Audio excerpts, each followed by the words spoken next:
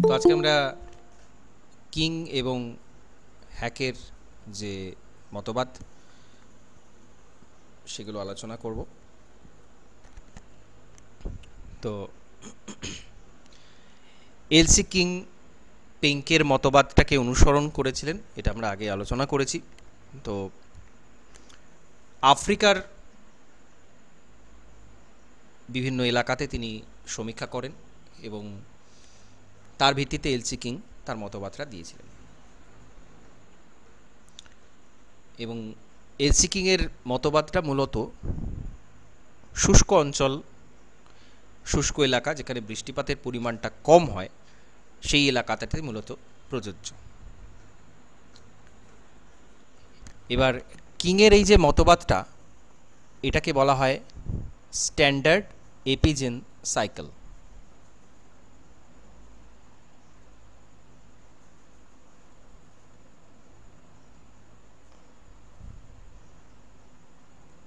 Standard এপিজেন cycle ভৃগুতটের পশ্চাৎ অপসারণ ঘটে এবং পর্বতের পাদদেশে একটা সমপ্রায় ভূমির উদ্ভব হয়। এই জন্যে তার মতবাদটাকে থিওরি অফ পেডিপ্লেনেশনও বলা হয়।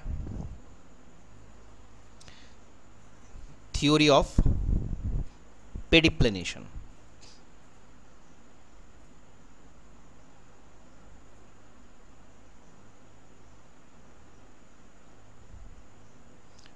পেডিপ্লেনেশন বা ভৃগুতটের পশ্চাৎ অপসারণ বা প্যারালাল রিট্রিট অফ স্কার্প।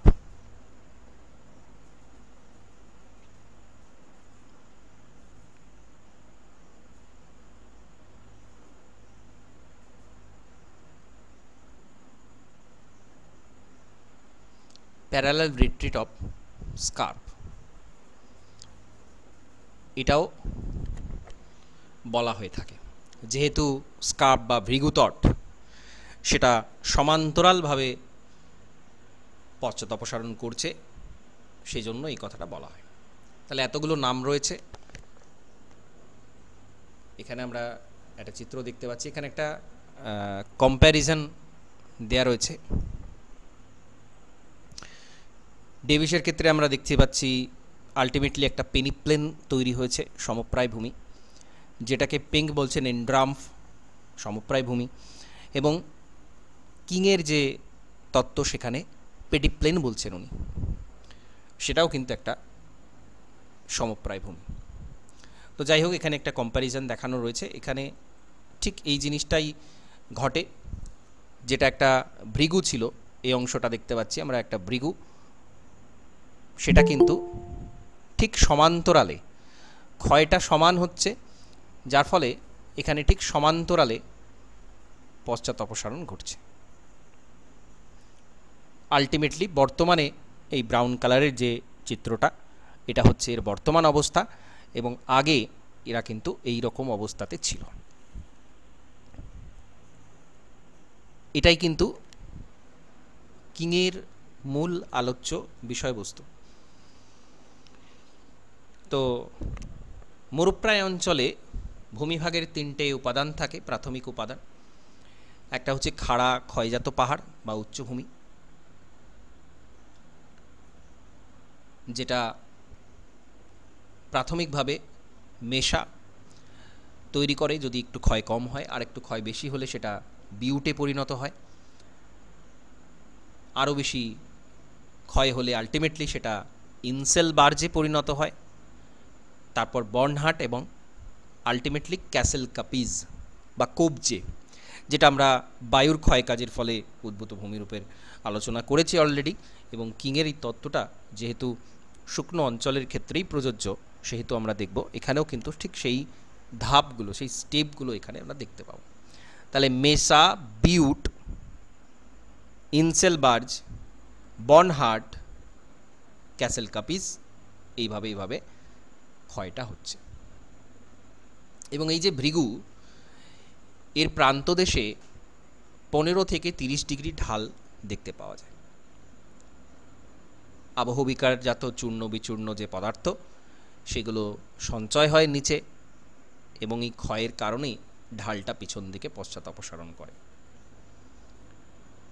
পাদদেশে পেডিমেন্ট তৈরি হয়। এবার এখানে তিনি একটা শব্দ ব্যবহার করছেন, পেডিমেন্ট ট্রাপেন। পেডিমেন্ট ট্রাপেন সেটা কি না, নদী উপত্যকার মধ্যে মৃদু একটা ঢাল, 6 ডিগ্রির কম ঢাল এবং উত্তল প্রকৃতির পাদদেশ, সেটাকে উনি বলছেন পেডিমেন্ট ট্রেপেন।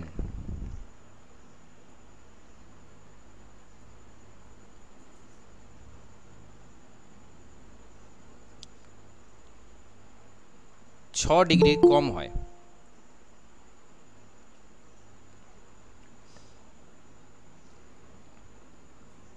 ঢালটা 6 ডিগ্রির কম হয়।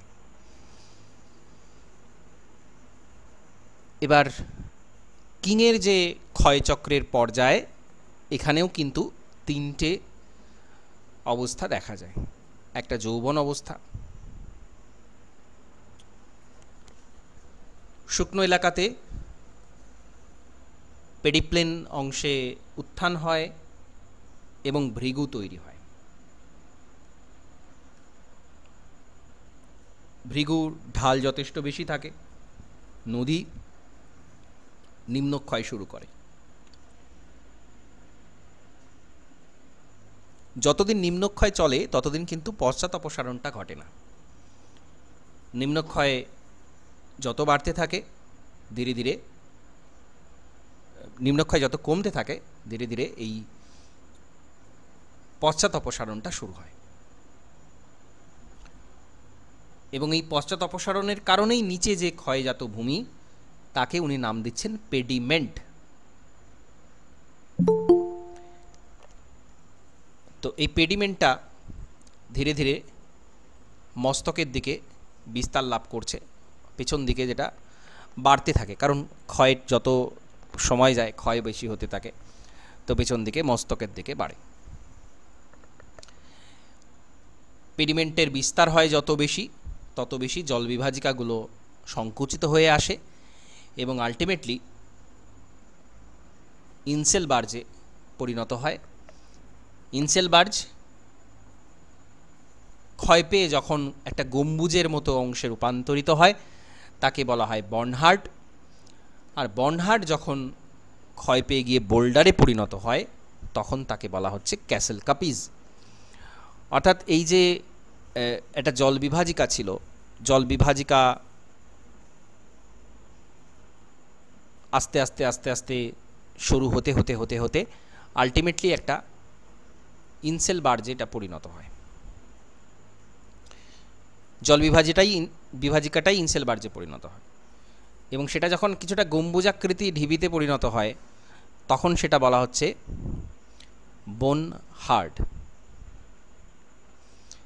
এটা যখন একবারে ছোট ছোট টিলা বোল্ডারে পরিণত হচ্ছে তখন তাকে বলা হচ্ছে ক্যাসেল কোপিজ। ক্যাসেল কোপিজ। তাহলে এই যে ধাপগুলো এটা মনে রাখবেন। এবার এটা যৌবন পর্যায়ে কিন্তু এই এত ঘটনা ঘটে যাচ্ছে। যৌবন পর্যায়ে, পরিণত পর্যায়ে কি ঘটনা ঘটছে, ইনসেল বার্জগুলো আরও সংকুচিত হয়ে ক্যাসেল কাপিজে পরিণত হয়, মানে ক্যাসেল কাপিজেরও একদম শেষ পর্যায়ে এটা বিলুপ্ত হয়ে যায়। পেডিমেন্টগুলো কমতে কমতে কমতে কমতে একটার সাথে একটা মিলে যায়। যেটা যৌবন পর্যায়ে নিম্নক্ষয় দিয়ে যে বন্ধুরতাটা শুরু হয়েছিল, পরিণত পর্যায়ে শুধুমাত্র কিছু অবশিষ্ট পাহাড় পড়ে থাকে।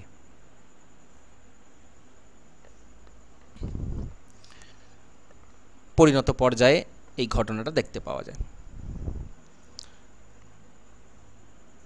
তারপরে আসে বার্ধক্য পর্যায়।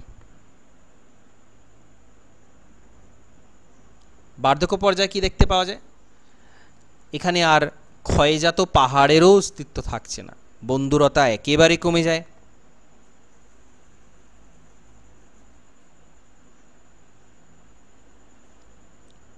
আর যে ঢালটা থাকে সেটা 5 থেকে 10 ডিগ্রি একটা অবতল ঢাল বিশিষ্ট অংশে পরিণত হয়।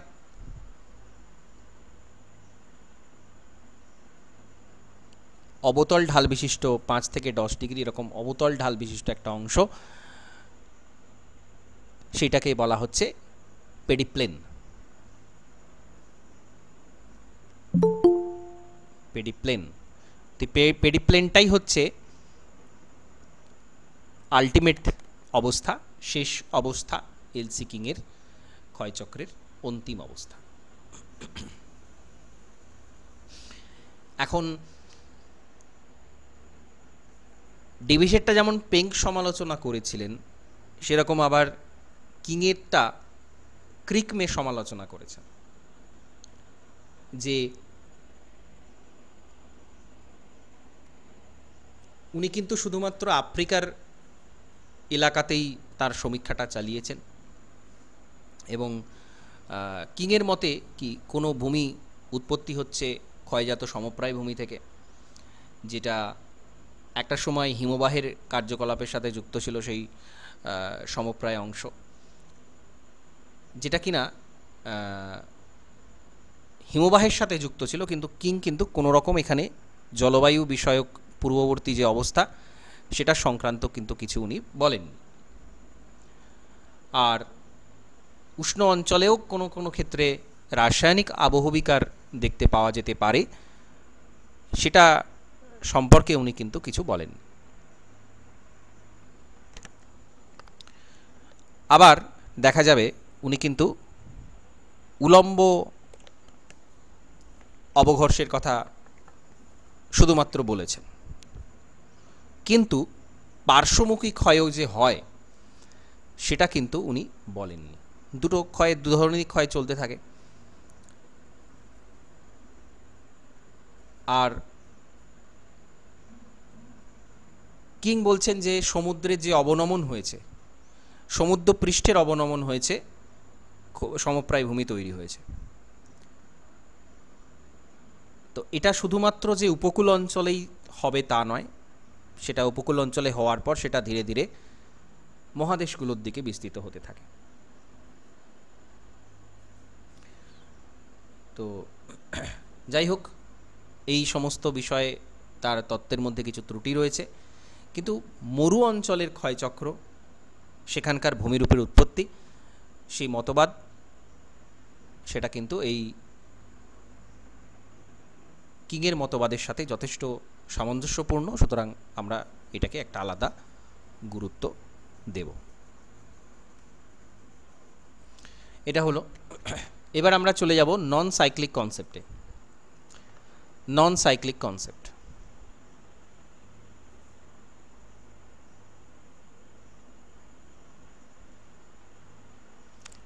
অচক্রীয় মতবাদ। এখন যখনই ডারউইনের মতবাদ এলো, তখনই কিন্তু এই ধরনের এই যে চক্রাকার অগ্রগতি, সেটা বিভিন্ন ভৌগোলিক নিতে থাকলেন। ডেভিস নিলেন, পেঙ্ক নিলেন, তাদের ক্ষয়চক্র নানাভাবে সমালোচিত হলো। এবার আরও পরের দিকে প্রায় 70-75 বছর ধরে সাইক্লিক কনসেপ্টগুলোই কিন্তু আলোচিত হয়ে এসেছে। বিভিন্ন ভৌগোলিক তাদের মতবাদগুলো দিয়েছেন, ডেভিসের পরে পরে বিভিন্ন জন বিভিন্ন মতবাদগুলো দিয়েছেন। তো সেইটা হওয়ার পরে 1970-এর দশকে অ্যাপেলেশিয়ান পর্বতমালা, তার আশপাশের অংশে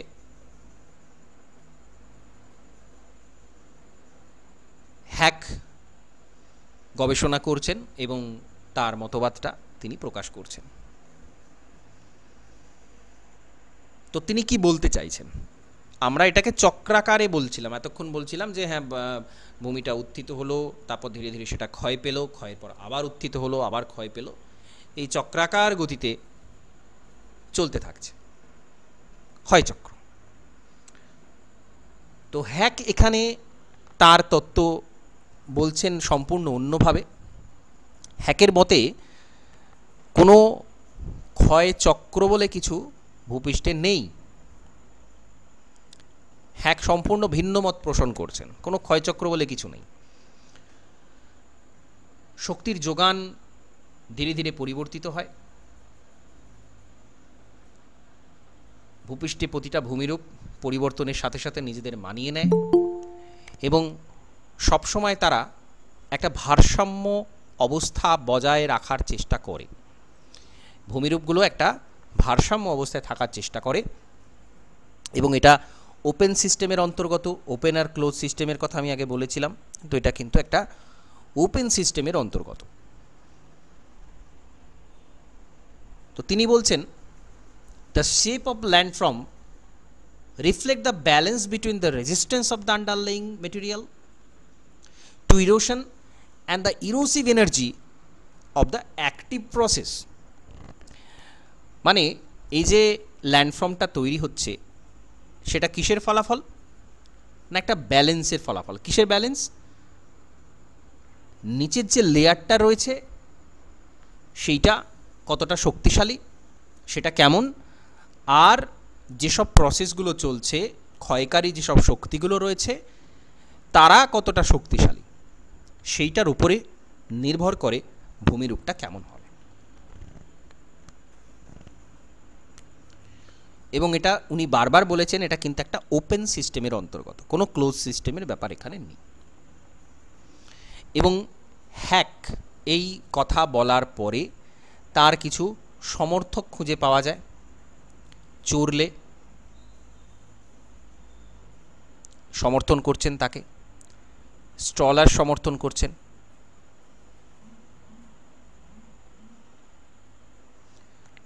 স্টলার সমর্থন করছেন।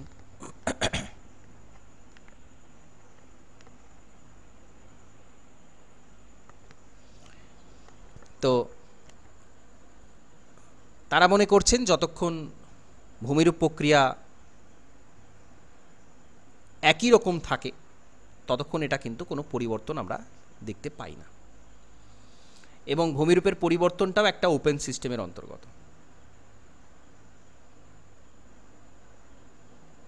এখন তারা বলছেন ভূমিরূপ অপরিবর্তিত, তার মানে কি?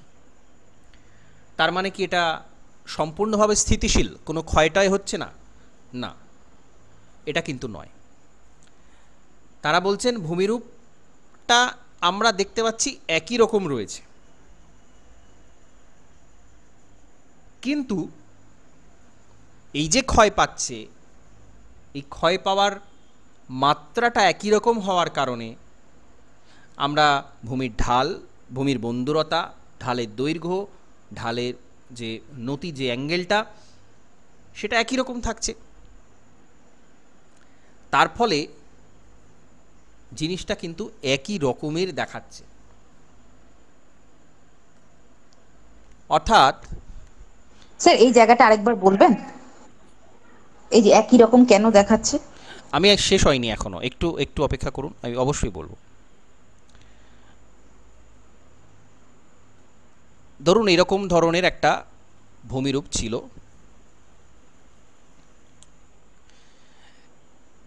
এবার এরকম নয় যে এটা ক্ষয় পাচ্ছে না, এটা ক্ষয় পাচ্ছে, কিন্তু ক্ষয় পাওয়ার পরেই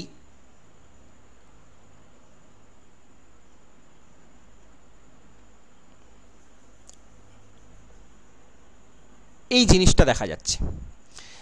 অর্থাৎ কি এখানে ক্ষয়ের মাত্রাটা সমানভাবে হচ্ছে, যার জন্যে ভূমির বন্দুরতাটা সেম, ঢালের দৈর্ঘ্যটা সেম, এখানেই যতটা ঢাল এখানে ছিল এখানেও সেম ততটা ঢাল দেখা যাচ্ছে।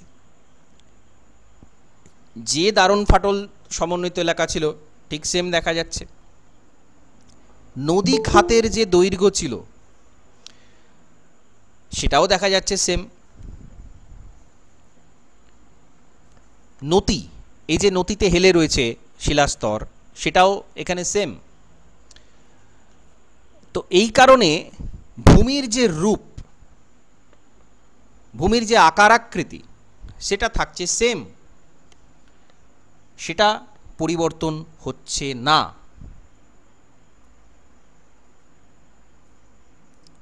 অর্থাৎ একটা ব্যালেন্সে কিন্তু ক্ষয় কাজটা চলছে। এইটা হ্যাক চললে স্টলার এরা বলছেন।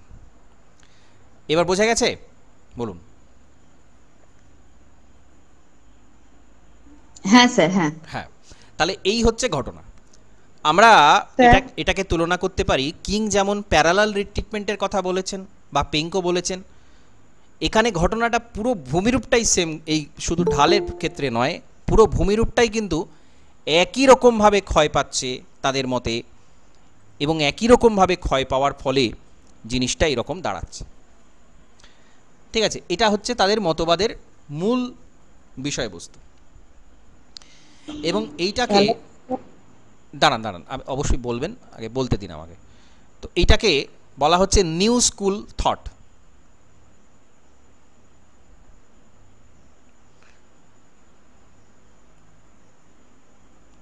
ঠিক আছে, যেহেতু এদের যে ধারণা, এই যে দীর্ঘদিনের চক্রীয় মতবাদ, সেখান থেকে তারা একটা অচক্রীয় মতবাদে শিফট করছেন। তো এটাকে আমরা এনএসটি বা নিউ স্কুল অফ থট প্রবক্তা এদেরকে বলছি।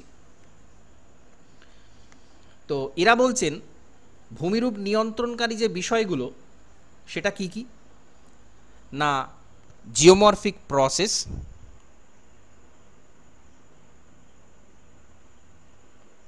জিওমরফিক প্রসেস, জিওলজিক্যাল স্ট্রাকচার,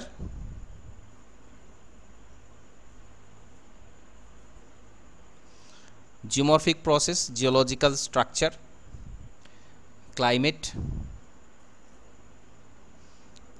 আর ন্যাচারাল ভেজিটেশন, এইগুলো নিয়ন্ত্রণ করে। এবং এই যে ভারসাম্য, সোজা কথা, এখানে তারা কিন্তু একটা ইকুইলিব্রিয়াম, ভারসাম্য, এই কথাটা কিন্তু তারা আনছেন। এবং এটা কিন্তু মোস্ট ইম্পর্ট্যান্ট একটা বিষয়। ভূমিরূপটা আস্তে আস্তে নামছে, নিচের দিকে নামছে, কিন্তু এটা সবসময় একটা ভারসাম্য অবস্থাতে রয়েছে, ইকুইলিব্রিয়াম স্টেটের রয়েছে। এটা এখানে তাদের মতবাদের একটা মূল উল্লেখযোগ্য দিক। এবং এই ভারসাম্য ধারণাটা নিয়ে আমরা আলোচনা করব। বলুন।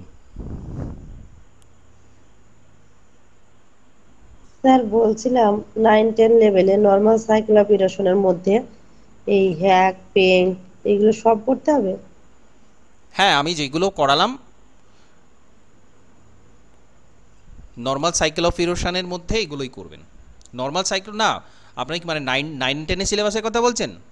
হ্যাঁ হ্যাঁ হ্যাঁ, সেটাই না 9 না, 10 এর কথা ডেভিস, বলছি। ডেভিস পড়বেন। এবার দেখুন, ডেভিসের তো সমালোচনা হয় এখন, ডেভিসের সমালোচনাটা তো ডেভিসের থেকে বাদ নয়। আর ডেভিসের সমালোচনা মানেই পেঙ্ক চলে আসছে অটোমেটিক্যালি। তার মানে এই হ্যাক এগুলো পড়তে হবে না? হ্যাক কত নন সাইক্লিক পড়ার দরকার নেই, নন সাইক্লিক পড়ার দরকার নেই।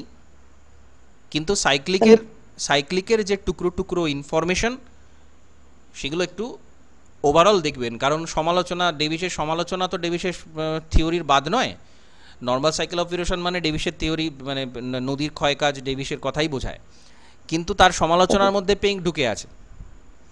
পেং কিং আর ওই ডেভিস, ডেভিস পড়লেই হয়ে যাবে? হ্যাঁ হ্যাঁ, একদম সেটা করলেই চলবে। আর 11-12 সিলেবাসে অবশ্যই নন সাইক্লিক কনসেপ্টের এই জায়গাটা থাকছে। ঠিক আছে স্যার, সেটাই জিজ্ঞেস হ্যাঁ, ঠিক করছিলাম। আছে, এগুলো সাইডের আলোচনা, এগুলো এগুলো পড়ানোর সময় আলোচনার কোনো কথাই নয়। যাই হোক, তাহলে আমরা এখানে একটা শব্দ পাচ্ছি, একটা টার্মিনোলজি পাচ্ছি, সেটা হচ্ছে ইকুইলিব্রিয়াম, ভারসাম্য। তো এই ভারসাম্য জিনিসটাকে হ্যাক কিন্তু খুব সুন্দর করে তার তত্ত্বের মধ্যে নিয়ে এসেছেন, ইকুইলিব্রিয়াম জিনিসটাকে নিয়ে এসেছেন। উনি বলছেন 3টে টাইপের ইকুইলিব্রিয়াম হয়। একটা হচ্ছে ডিকে ইকুইলিব্রিয়াম,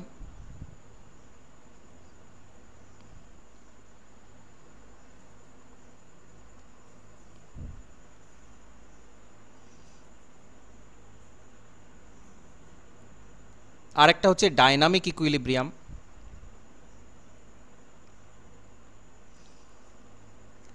আরেকটা হচ্ছে ডাইনামিক মেটাস্টেবল ইকুইলিব্রিয়াম।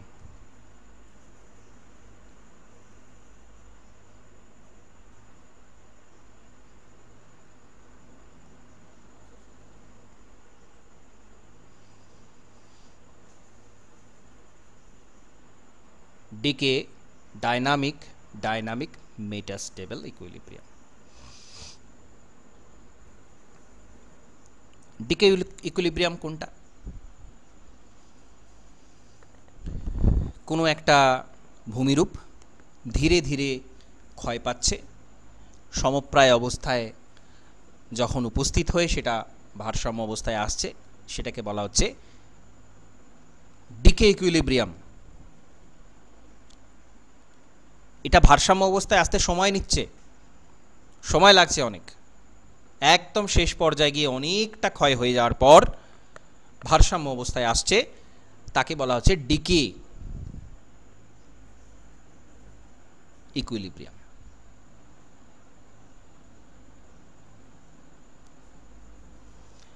আর ডাইনামিক ইকুইলিব্রিয়াম কোনটা? এখানে কিন্তু সময়ের প্রেক্ষিতে ভূমিরূপটা পরিবর্তিত হতে থাকে।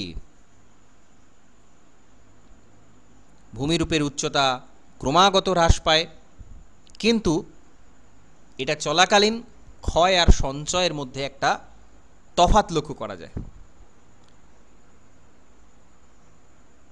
এটা হচ্ছে ডাইনামিক ইকুইলিব্রিয়াম, অর্থাৎ এটা কিন্তু সময়ের সাথে সাথে চলছে, সময়ের সাথে সাথে এটা চলছে, এটা যে অনেক দেরিতে হচ্ছে তা নয়, কিন্তু ক্ষয় সঞ্চয় হওয়ার মাধ্যমে এটা সবসময়তেই একটা ভারসাম্য অবস্থায় থাকার চেষ্টা করছে। জিনিসটা কীরকম আমরা যদি ডায়াগ্রামে সাহায্যে দেখাই, তাহলে ডিকে ইকুইলিব্রিয়াম হবে এরকম এরকম। এটা হচ্ছে টাইম, এদিকে সময় দেখানো হচ্ছে, যত সময় যাচ্ছে উচ্চতা, এটা হচ্ছে ভূমিরূপের উচ্চতা, অল্টিটিউড, উচ্চতা হ্রাস পাচ্ছে এবং তার সাথে সাথে সময়ের সাথে সাথে একটা ভারসাম্য অবস্থা এখানে দাঁড়ানোর চেষ্টা করছে, আসছে ভারসাম্য অবস্থায়, অনেকটা সময় লাগছে।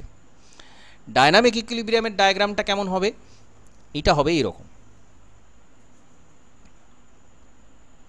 এখানেও ভূমিরূপের উচ্চতা হ্রাস পাচ্ছে, যে কোনো ভূমিরূপের উচ্চতাই হ্রাস পায়, কারণ ক্ষয়চক্র তো থেমে থাকে না, আবহাওয়ার উপাদানগুলো তো থেমে থাকে না, তারা ক্ষয় করতে থাকে, তো ভূমিরূপের উচ্চতা হ্রাস পাচ্ছে। কিন্তু এখানে দেখা যাবে জিনিসটা কীরকম, ইকুইলিব্রিয়ামে আসার চেষ্টা করছে ভারসাম্য অবস্থায়, এইভাবে ক্ষয় সঞ্চয় এটা চলছে, যার ফলে জিনিসটা দাঁড়াচ্ছে এরকম।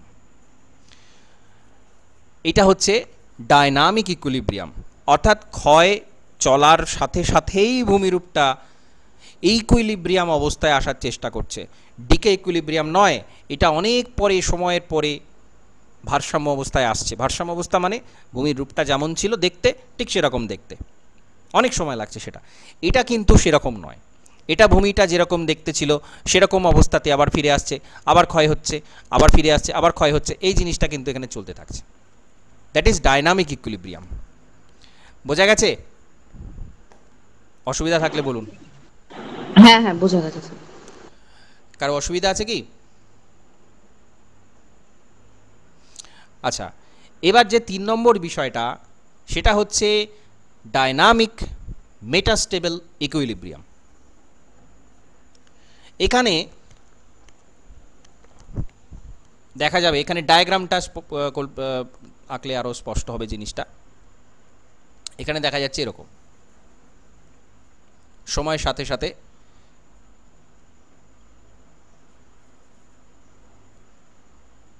এরকম আসছে, সময়ের সাথে আবার সময় যাচ্ছে, আবার সেটা স্টেবল অবস্থায় চলে আসছে, আবার অনেকটা সময় ক্ষয় হচ্ছে, তারপরে আবার সেটা স্টেবল অবস্থায় আসছে, আবার সেটা ক্ষয় সঞ্চয় হচ্ছে, তারপরে আবার স্টেবল অবস্থা, এই জিনিসটা এখানে চলতে থাকছে। এইটাকে বলা হচ্ছে ডায়নামিক মেটাস্টেবল ইকুইলিব্রিয়াম। সময়ের সাথে সাথে এটা কিছু সময় পর্যন্ত একটা ভূমিরূপ অবস্থান করছে, ভূমির রূপটা চলে আসছে, আবার সেটা ক্ষয় পাচ্ছে অনেকটা সময় ধরে, অনেকটা সময় ক্ষয় পাওয়ার পর আবার সেটা একটা ব্যালেন্স অবস্থায় আসছে, দিয়ে আবার একটা পাচ্ছে দীর্ঘ সময় ধরে। এই সময়টা, এই সময়টা কিন্তু এটা ব্যালেন্স অবস্থায় থাকছে না। এই যে সময়টুকু এখানে কিন্তু ব্যালেন্স অবস্থায় নেই, বাকি অংশে কিন্তু সে ব্যালেন্স অবস্থায় আসছে বা থাকার চেষ্টা করছে, থাকছে একটা দীর্ঘ সময় থাকছে, চেষ্টা করছে বলে থাকছে। এইখানে একটা চেষ্টা করার ব্যাপার ছিল, সেটা কিন্তু স্টেবল ছিল না, কারণ এই জিনিসটা চলছে সবসময় চলছে।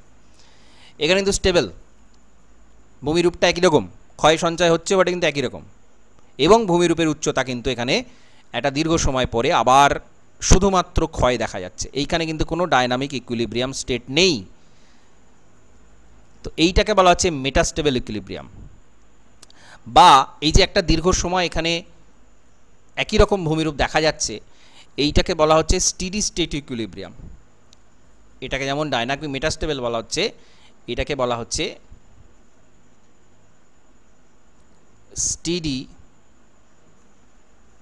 স্টেট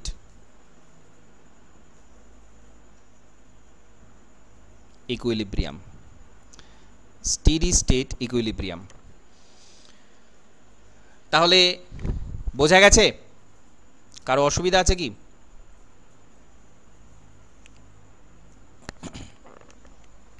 স্যার আর একবার বলুন স্যার। কোনটা? স্যার ডাইনামিক ইকুইলিব্রিয়াম বুঝতে পেরেছেন? হ্যাঁ স্যার। ইকুইলিব্রিয়াম কাকে বলে বলুন? ইকুইলিব্রিয়াম মানে কি?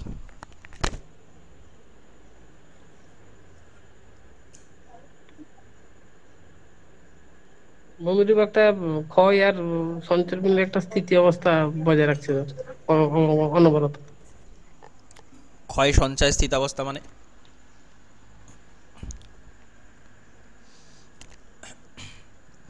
দেখুন প্রথমে স্যার একটু ভালো করে বুঝিয়ে দিন স্যার। ইকুইলিব্রিয়াম না বুঝলে এগুলোর কোনো মাথামুন্ডু থাকবে না। ইকুইলিব্রিয়াম মানে হচ্ছে ভূমির রূপটা একই রকম থাকার প্রবণতা। ভূমিরূপটা এরকম দেখতে ছিল, ভূমিরূপটা এরকম অবস্থাতেই থাকবে, ক্ষয় পাবে, নিচে নামবে, আগে এরকম উচ্চতায় ছিল, উচ্চতাটা এরকম নেমে আসবে। কিন্তু ভূমির রূপটা যেখানে যেমন দেখতে ছিল ভূমিটা, সেখানে তেমনই দেখতে থাকবে। এইটাকে বলা হচ্ছে ভারসাম্য। ভারসাম্য মানে কি? যেমন ছিল সেই অবস্থায় ফিরে আসা ঘটনা, সেটাই হচ্ছে ভারসাম্য। That is equilibrium. এখন ভূমি ক্ষয় হতে হতে এটা কিন্তু খুব সহজ ব্যাপার নয় যে যেরম ছিল ঠিক সেরম অবস্থাতেই আসবে, এটা সময়ের ব্যাপার। তো যখন এটা অনেক সময় লাগছে হতে, ক্ষয় পেয়ে আবার সেই পুরাতন অবস্থায় ফিরে আসা, সেই সময় লাগছে যখন, সেটাকে বলা হচ্ছে ডিকে ইকুইলিব্রিয়াম। ডাইনামিক ইকুইলিব্রিয়ামে ভূমিরূপটা সবসময় এই অবস্থাটা বজায় রাখার চেষ্টা করছে, সবসময় পাচ্ছে না, সেটা ক্ষয় পেয়ে গিয়ে আবার তার বিঘ্ন ঘটছে, আবার সেটা চেষ্টা করছে তার অবস্থাটা বজায় রাখার, আবার ক্ষয় পাচ্ছে, আবার চেষ্টা করছে। এইটা কিন্তু ঘন ঘন চলছে, ক্ষয় পাচ্ছে, চেষ্টা করছে আবার ফিরে আসার, আবার ক্ষয় পাচ্ছে, আবার হচ্ছে, এই ক্ষয় সঞ্চয় চলতে চলতে চলতে চলতে এইটা চলে যাচ্ছে। এইটাকে বলা হচ্ছে ডাইনামিক ইকুইলিব্রিয়াম। অর্থাৎ এটা খুব অল্প সময়ের জন্য ইকুইলিব্রিয়াম অবস্থায় থাকছে, খুব অল্প সময়ের জন্য, আবার সেটা ক্ষয় পেয়ে যাচ্ছে, আবার আসছে, আবার ক্ষয় পেয়ে যাচ্ছে। এটা হচ্ছে ডাইনামিক, চলছে সবসময়। ডাইনামিক মেটাস্টেবল কোনটা? এখানে একটা ভারসাম্য অবস্থায় কিন্তু থাকছে, বেশ কিছুকাল সময় একটা ভারসাম্য অবস্থায় থাকছে, ক্ষয় সঞ্চয় হচ্ছে কিন্তু ভারসাম্য অবস্থায় থাকছে অনেকটা সময়। তারপরে একটা সময় আসছে যখন শুধুমাত্র ক্ষয় হচ্ছে, উচ্চতা কমে যাচ্ছে, ভারসাম্য অবস্থায় নেই বেশ কিছুটা সময়। তারপরে আবার অনেকটা দীর্ঘ সময় সে কিন্তু ভারসাম্য অবস্থায় থাকছে, অর্থাৎ ভূমিরূপটা সেম থাকছে বেশ অনেকটা সময়। এদিকে আমরা টাইম হিসাব করছি, এদিকে আমরা উচ্চতা হিসাব করছি, তা উচ্চতা কমে যাচ্ছে সময়ের সাথে সাথে। বোঝা যাচ্ছে? হ্যালো? হ্যাঁ স্যার। হ্যাঁ, তাহলে এইটা হচ্ছে ডাইনামিক মেটাস্টেবল ইকুইলিব্রিয়াম, ভারসাম্য অবস্থায় আসার এক একটা পদ্ধতি। যে যেমন ভূমিরূপটা ছিল সেই রকম অবস্থায় আসার একটা পদ্ধতি। একটা আসতে অনেক সময় লাগছে, একটা আসতে যাচ্ছে আর একটা এসে কিছুদিন থাকলো, আবার তারপরে চলে যাচ্ছে, আবার সময় অনেক দিন থাকছে, আবার চলে যাচ্ছে, এই জিনিসটা। তো এইটা হচ্ছে স্বাভাবিক। একটা একটা ভূমিরূপ সেম একই রকম থাকা, সেটা তো দীর্ঘ সময় সম্ভব নয়, বা সেটা হতে গেলে অনেক সময় লেগে যায়। তো সেইগুলোকেই এক একটা ক্লাসিফিকেশন করা হচ্ছে। হ্যাঁ বলুন। বলছি স্যার, এই ধাপগুলো একটু উল্টো উল্টো লাগছে না? ডাইনামিক মেটার টেবিল এইটা 1 নম্বরে হওয়াটা হলে ভালো হতো না, মনে হচ্ছে না? না, 1 নম্বর 2 নম্বর তো ব্যাপার নয়, এখানে জাস্ট না, 3টে ক্লাসিফিকেশন করা হয়েছে। হ্যাঁ, যেটা প্রথমে বলছেন এইটা তো একবার শেষ পর্যায়ে হচ্ছে, যেটা একদম স্টেবিলিটির জায়গায় চলে আসছে, উপর থেকে না নেমে গিয়ে একটা। না না না, এগুলো আপনি ভুল করছেন। এখানে কোনো 1-এর সাথে 2-এর সম্পর্ক, 2-এর সাথে 3-এর সম্পর্ক নেই, 3টে আলাদা জিনিস। আচ্ছা আচ্ছা। এখানে কোনো সিরিয়াল ব্যাপার নেই। এর সাথে কি সম্পর্ক? এ তো কয়েক হাজার বছর ধরে ভারসাম্য অবস্থায় পৌঁছালো, এই জিনিস ছিল, ঠিক আছে, উচ্চতা কমছে কমছে কমছে, এই জিনিস থাকছে না। দ্বিতীয় স্টেজে যদি দেখা যাবে, স্টেজ ফেজ তো এরকম আসে না, ক্ষয় যখন পাচ্ছে, ক্ষয় পেয়ে এরকম অবস্থা হয়ে যাচ্ছে। তো ভূমিরূপ সেম থাকলো কই? তাহলে স্যার এটা শ্রেণী বিভাগের মতো নাকি? ইকুইলিব্রিয়ামের শ্রেণী বিভাগ 3টে ধরনের। 3টে শ্রেণী বিভাগই তো বললাম, এক একটা ক্লাসিফিকেশন এক একটা আলাদা রকম। তো এইটা অনেক পরে গিয়ে 3, 4, 5, 6 পরে গিয়ে আবার এরকম অবস্থায় আসছে। তো ভারসাম্য অবস্থায় পৌঁছাতে তো এক একটা এক এক রকম হচ্ছে না। হ্যাঁ স্যার, বুঝতে পেরেছি। বুঝতে পেরেছেন? হ্যাঁ স্যার, হ্যাঁ স্যার, হ্যাঁ। বুঝতে পেরেছি। তো এইটা হচ্ছে এই 3টে টাইপ, 3টে ধরন, 3টে ভাবে ভূমিরূপটা যেরকম দেখতে ছিল সেই রকম অবস্থায় 3 ভাবে ফিরে আসছে। আমরা মানে ইকুইলিব্রিয়ামের নরমাল 3টে শ্রেণী বিভাগ, তো মানে কেউ দেননি তো এই শ্রেণী বিভাগটা আলাদা করে কারোর নামে বা কিছু এরকম ব্যাপার না তো? না, স্পেসিফিক কেউ দিচ্ছেন না, এদের ওভারঅল তাদের আলোচনা থেকে এই 3টে বিষয় চলে তিন আসছে, যে রকমের। এই 3টে ভূমিরূপ চলে আসছে। ঠিক আছে। ঠিক আছে। তো এটা হচ্ছে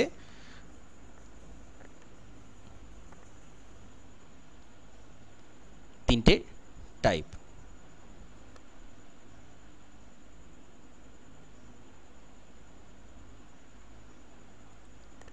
হলো এটা। এবার এটাকেই আমরা যদি একটা উদাহরণের সাহায্যে ব্যাখ্যা করি, জিনিসটা কিভাবে মানে বাস্তব একেবারে একটা ভূমিরূপ দিয়ে আমরা যদি ব্যাখ্যা করি, তাহলে জিনিসটা কেমন দাঁড়াবে। তো দেখা যাচ্ছে কি, ধরুন 3টে সমান্তরাল শিলাস্তর রয়েছে, ওপরে শিলাস্তর বেলে পাথর রয়েছে, ওপরে এরকম নদী উপত্যকা আছে, তার নিচে রয়েছে কাদা পাথর, তার নিচে আবার বেলে পাথর রয়েছে, এটা রয়েছে।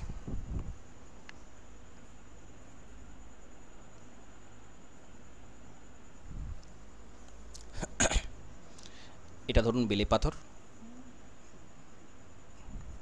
ক্ষয় প্রতিরোধী, এটা কাদা পাথরের লেয়ার, আর এটা আবার বেলে পাথর। তো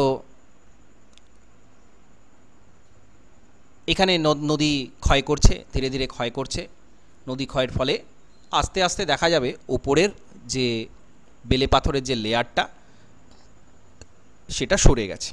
বেলে পাথরের লেয়ারটা সরে গিয়ে ভেতরে কাদা পাথরটা বেরিয়ে এসছে, সেখানে নদী উপত্যকাটা প্রবাহিত হচ্ছে, এরকম দেখা যাবে। এবার বেলে পাথরের উপর যে স্ট্রাকচারটা ছিল, কাদা পাথর যেহেতু একটু নরম, সেখানে কিন্তু সেই স্ট্রাকচারটা থাকছে না, অর্থাৎ এখানে কিন্তু ভারসাম্য অবস্থায় নেই, ভারসাম্য অবস্থায় নেই।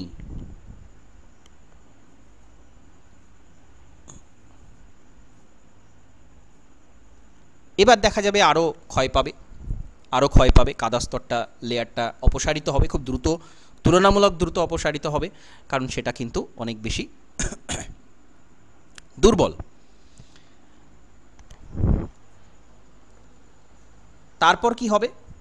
তারপর কিন্তু আবার আরেকটা যে বেলে পাথরের লেয়ার ছিল, সেইটার উপরে আবার কিন্তু নদীটা চলে আসবে, অর্থাৎ এই যে পরের যে অবস্থাটা, ওপরের অংশটা ক্ষয় পেয়ে গেল, ওপরের অংশটা ক্ষয় পেয়ে গেল, তারপর আবার এখানে নদীটা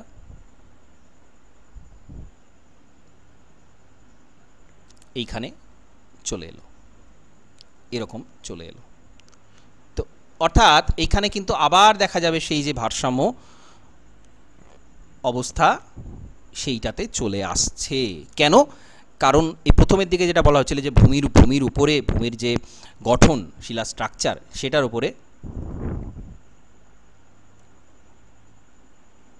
আবার চলে আসছে, সেটার উপরে ডিপেন্ড করছে, এবং সেটা সেম যখন পেয়ে যাচ্ছে তখন কিন্তু সেটা আবার সেখানে এসে উপস্থিত হচ্ছে। তাহলে এটা ভারসাম্য অবস্থায় চলে এলো, ভূমিরূপটা ভারসাম্য অবস্থায় চলে এলো। ঠিক আছে, তো এইটাই হচ্ছে একটা উদাহরণ যে এইভাবে একটা ভূমিরূপ ভারসাম্য অবস্থায় এসে পৌঁছায় বা আসে, বা কেন আসে সেটাও কিন্তু এখান থেকে পরিষ্কার হচ্ছে। তো এইটাই হচ্ছে মূল বিষয়। এখানে ক্ষয় চক্র, এখানে চক্রের কোনো ব্যাপার কিন্তু নেই, কোনো চক্র বলে এখানে কিছু বিষয় আসছেই না। এবার এখানের থেকেই সমালোচনাটা শুরু হচ্ছে। তো ডেভিস একটা কথা বলেছিলেন, বেস লেভেল অফ ইরোশন, ক্ষয়চক্রের শেষ সীমা। তো হ্যাকের তত্ত্ব, হ্যাকচা বলেছেন, বা আরও যারা পরে সমালোচনা সমর্থন করেছেন, তারা কোথাও ক্ষয়ের শেষ সীমা বলে কিছু নেই, ক্ষয় হয়েই যাচ্ছে, ভূমিরূপের উচ্চতা কমেই যাচ্ছে। এখানে কোনোটাতেই যে এইখানে এসে ক্ষয়টা থামবে তার কোনো কথা কিন্তু এখানে নেই। কারণ এই বেলে পাথরের নিচে আবার কোনো শিলা থাকবে, হয় বেলে পাথর থাকবে, না অন্য থাকবে শিলা, তো সেটা হয়ে যাবে, এটা হচ্ছে তাদের মতামত। সুতরাং সেটা একেবারেই ঠিক নয়। আমরা জানি একটা ক্ষয়ের শেষ সীমা বলে কিছু থাকে, বেস লেভেল অফ ইরোশন বলে কোনো কিছু বলা নেই। আর এই যে ইকুইলিব্রিয়াম, পুরোপুরি ইকুইলিব্রিয়াম অবস্থায় কখনো কোনো ভূমিরূপ আসে না, এটা কিন্তু পুরোপুরি সঠিক নয় একেবারেই, যে একটা ক্ষয় একরকম ছিল সেখান থেকে আবার সম্পূর্ণভাবে একই রকম দেখতে অবস্থায় পৌঁছাবে, সেটা আজ হোক, কাল হোক, 10,000 বছর পরে হোক, ডিকে ইকুইলিব্রিয়াম হোক, যেমনই হোক না কেন, সেটা একেবারে হুবহু একই রকম অবস্থায় আসা সেটা কিন্তু হয় না, এটা পুরোপুরি বাস্তবসম্মত নয়। তবে আমরা চক্রীয় অচক্রীয় ধারণা সবটা মিলেমিশে বলতে পারি যে হ্যাঁ, এই জিনিসগুলো কিন্তু কম বেশি বিভিন্ন ক্ষেত্রে বিভিন্ন রকমের হয়। তো কিছুটা আমরা চক্রীয় মতবাদকে সমর্থন করব, কিছুটা অচক্রীয় মতবাদকে সমর্থন করব, এবং ফাইনালি একটা ভূমিরূপের ইতিহাস বলে যে কিছু থাকে সেই বিষয়টা এখান থেকে আসবে। ঠিক আছে?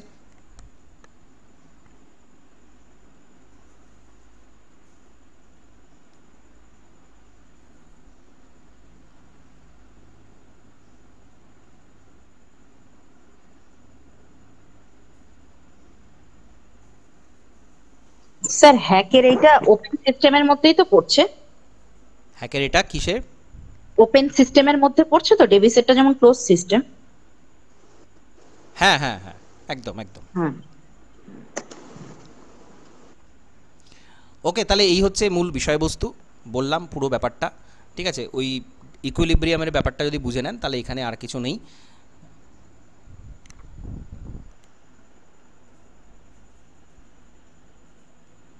স্যার, হ্যাঁ বলুন।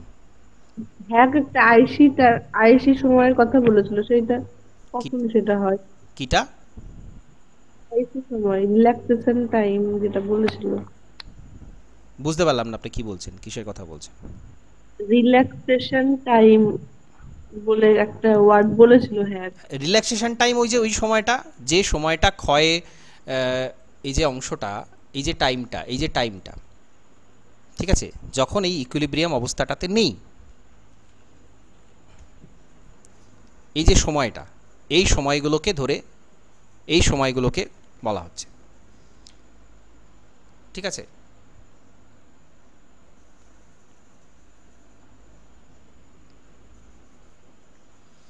যে সময়টাতে এখানে শুধুমাত্র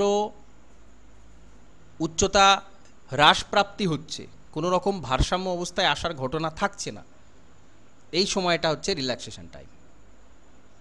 মানে তার ঢালটা পরিবর্তন করছে যখন। হ্যাঁ হ্যাঁ, ঢাল ঢাল নয়, উচ্চতা, উচ্চতা, উচ্চতা পরিবর্তন হচ্ছে। এই যে এটা তো এদিকে আমরা উচ্চতা মাপছিলাম আর এদিকে সময় মাপছিলাম, ঠিক আছে? এখানে উচ্চতাটা একটা ধাপ নিচে নেমে এলো।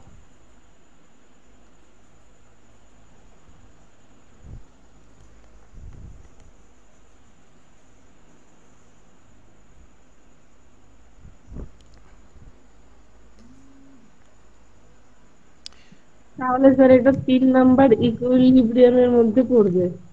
হ্যাঁ, একদম ডায়নামিক মেটাস্টেবল ইকুইলিব্রিয়াম, বা যেটা স্টেডি স্টেট ইকুইলিব্রিয়াম সেটা, ঠিক আছে?